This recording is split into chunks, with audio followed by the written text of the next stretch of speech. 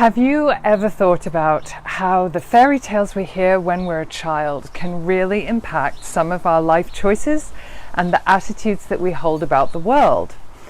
This has come to me, well, I'll get to why it's come to me in a minute, and also this is connected to why I am standing in this not particularly attractive part of my garden. So I'll come to that in a minute.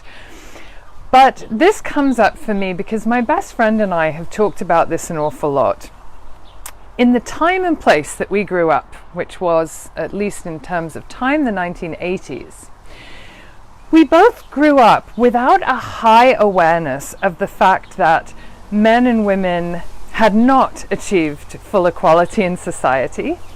And we were also growing up in an atmosphere where it was considered that men and women being equal kind of meant men and women are all the same, free to be me and you and me rather, the Berkeley of the 1980s, having come from the Berkeley of the 60s, because that's where I was when I was a teenager. And in fact, I had a boyfriend who did his own laundry, knew how to cook, he'd sometimes cook for me, so you get the picture. My awareness of feminism actually came to me a lot later in life.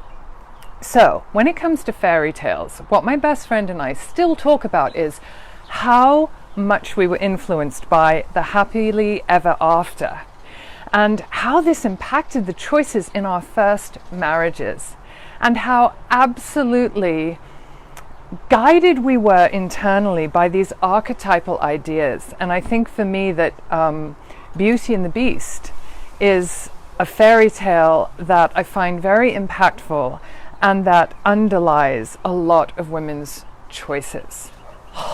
So for me, this is like, it's really, really profound. So there's that. And first of all, I should really tell you that I'm S.J. Harrison, voice and performance coach. And on my lives, I really just talk about stuff that I'm thinking about, stuff that's come up for me. And at the moment, it happens in my garden. Whereas on other pre-recorded videos, you will find tips every week for voice and performance, and I will direct you to that later at the end of the video. So, why I'm standing in this area is because I had a whole other take on, say, the Sleeping Beauty story. And this relates to a more recent part of my life, and it's from the prince's point of view. So I was clearing this entire area. I'm going to see if I can help you see it. So, the light is there, right? But you can see that bramble. Okay, so this entire fence, which is, I don't know, 40 feet long, probably not quite that much. Entire fence, and between the fence and the house I'm standing next to, was completely overgrown.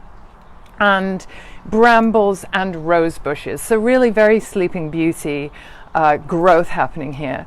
And I tackled it single-handedly with my different kind of cutting blades. And as I was doing it, I was thinking about the prince. And I was thinking about the patience of the prince who is disentangling Sleeping Beauty from her dark slumber.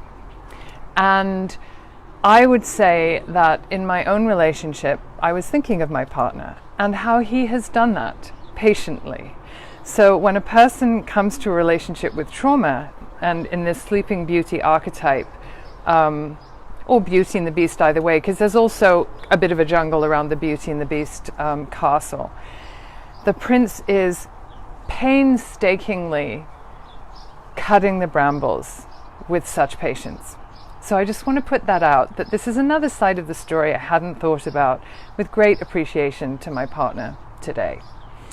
And please do, again, check out my videos that have voice and performance tips.